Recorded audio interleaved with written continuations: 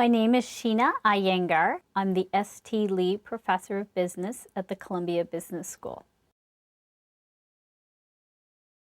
I think I was always informally thinking about choice from when I was a very young child because I was born to Sikh immigrant parents.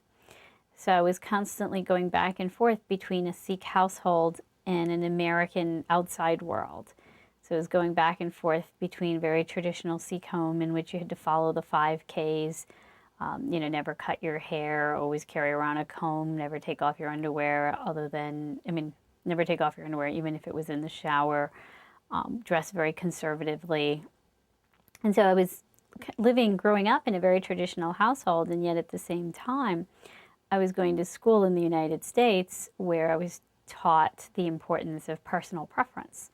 So at home, it was all about learning your duties and responsibilities, whereas in school, it was all about, well, you get to decide what you want to eat. You get to decide how you're going to look and what you're going to be when you grow up. And when people learned that my parents actually had an arranged marriage, people thought that was the most horrific thing on earth. I mean, how could anybody allow their marriage, of all things, to be prescribed by somebody else? And, I went home and my parents seemed normal. They didn't seem to feel like somehow they had been victims of some Nazi camp or something. So it was constantly going back and forth between these two cultures that kept raising the question, well, how important is personal freedom? And I think that has always been of interest to me.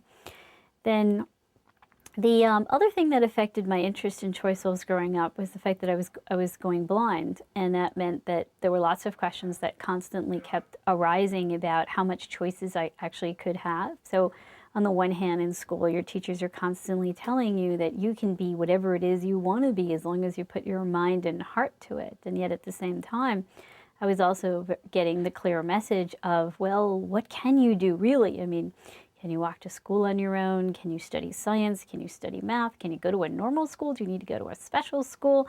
What's going to become of you when you grow up? Are you going to have to live on Social Security and SSI? Are you going to be able to shave your legs? Are you going to be able to get married? So it was constantly thinking about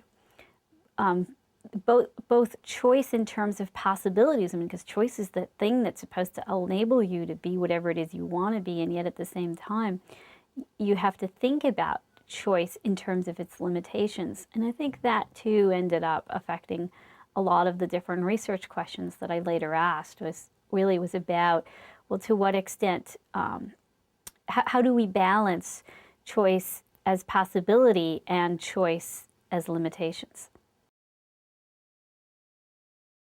I don't know if I approach choice any differently than the sighted people do, but what I am very cognizant of is that choice does have limits, and because of that, I really try to take advantage of the domains in which I do have choice.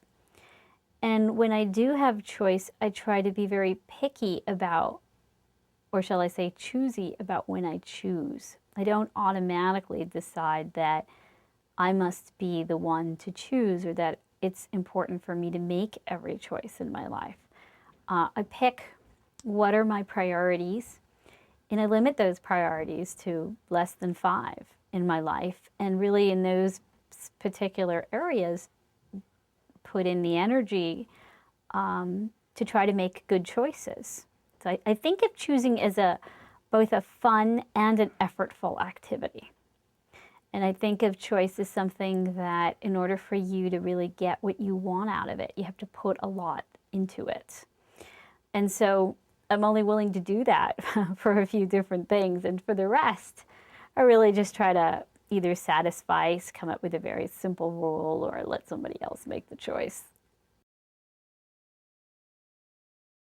So when I was a Ph.D. student at Stanford University, I used to frequent this grocery store called Draeger's. And it's always a thrilling experience to go into a place that offers you a lot of choice. It's like it reminds you of when you're a kid and you go to the amusement park, and whether it be Disney World or Six Flags, that thrilling moment when you first enter and you've got all these possibilities for the day, and it's really it's a wonderful feeling. So I used to go to this store called Drager's, and you had a little bit of that same feeling because this was a store that offered you so many varieties, things you'd never contemplated before, like 250 mustards and vinegars and over 500 different kinds of fruits and vegetables, or over 2 dozen different types of water. And this is at a time when, most of us drank tap water. So I used to go to the store and examine all the varieties, and we used to marvel at all the choices out there. But I found that I rarely bought anything. And I kind of thought that was kind of curious. I mean, they had things that the other grocery stores didn't have, and yet I never bought anything. And so one day I went to the manager and I asked him whether his model was working. And he said, well, haven't you seen how many customers we have in this store? And yes, indeed I had. I mean, it was definitely attracting a lot of customers, even attracting tourist buses that would land up at this store. And people would go through the store and marvel at all the options and even sometimes take photographs of the various aisles. So the manager agreed to let me do a little experiment where we put out a little tasting booth next to the entry, where we either put out 6 different flavors of jam or 24 different flavors of jam. And we looked at 2 things. First, in what case were people more likely to be attracted to the jar of jam? So in which case are people more likely to stop when they saw the display of jams? And what we found was that more people stopped when there were 24 jams. About 60% of the people stopped when we had 24 jams on display. And then at the times when we had 6 different flavors of jam out on display, only 40% of the people actually stopped. So more people were clearly attracted to the larger varieties of options. But then when it came down to buying, so the second thing we looked at is in what case were people more likely to buy a jar of jam. What we found was that of the people who stopped when there were 24 different flavors of jam out on display, only 3% of them actually bought a jar of jam. Whereas of the people who stopped when there were 6 different flavors of jam, 30% of them actually bought a jar of jam. So if you do the math, people were actually 6 times more likely to buy a jar of jam if they had encountered 6 than if they encountered 24. So what we learned from this study was that, well, people were more attracted to having more options. That's what sort of got them in the door or got them to think about jam. When it came to choosing time, they were actually less likely to make a choice if they had more to choose from than if they had fewer to choose from.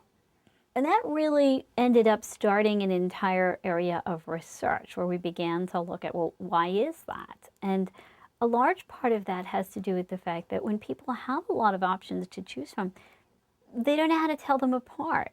They don't know how to keep track of them. They start asking themselves, well, which one's the best?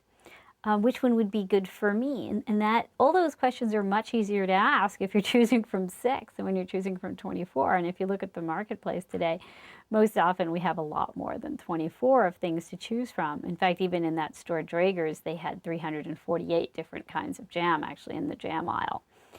And what we found over about, say, 10 years of research is that as the number of choices actually increase, people are less likely to make a choice. And sometimes they do this even when it's really bad for them. Like people are less likely to invest in their retirement when they have more options in their 401k plans than when they have fewer.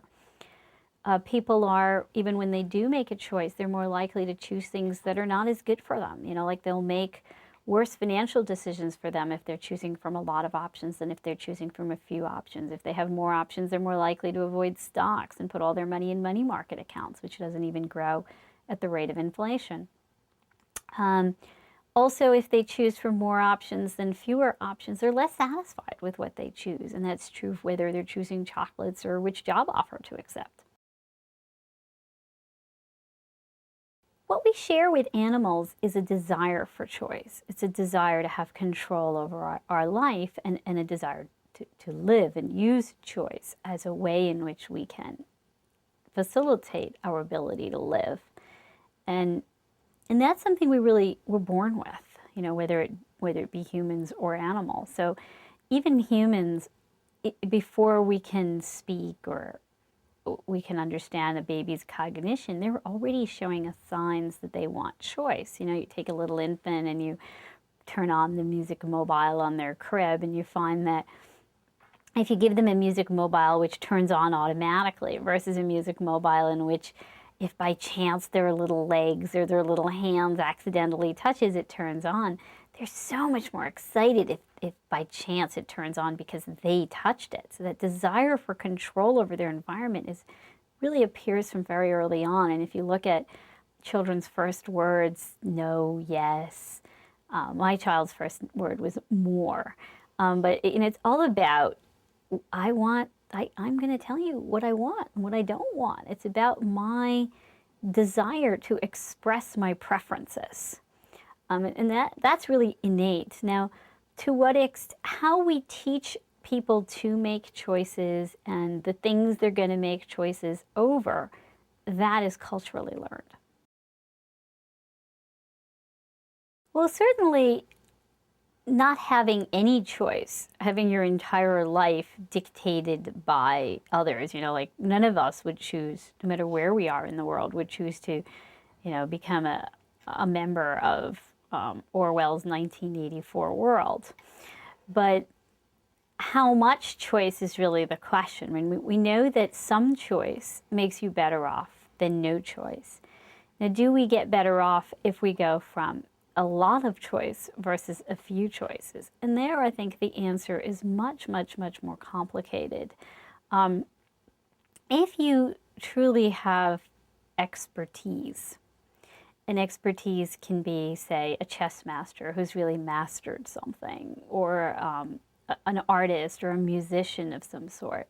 If you give a jazz musician, once the jazz musician learns all the fundamentals, they can keep track of a lot of choices in an instant. A chess master can keep track of more choices than the number of stars in the galaxy within an instant. But these are people that have truly learned and mastered the choices that they have and how to deal with those choices over a very, very long period of training. So essentially what they're really doing is ruling out all the irrelevant choices and only zeroing in on the most relevant, useful choices at the moment. So most of the time, when we are confronted by more rather than a few choices, we're often novices. And so we don't really know how to differentiate these various options. We also don't always know what we want. And in those cases, it can actually make us worse off because it's actually easier to figure out what you want and to figure out how the options differ if you have about a handful of them than if you have 100 of them.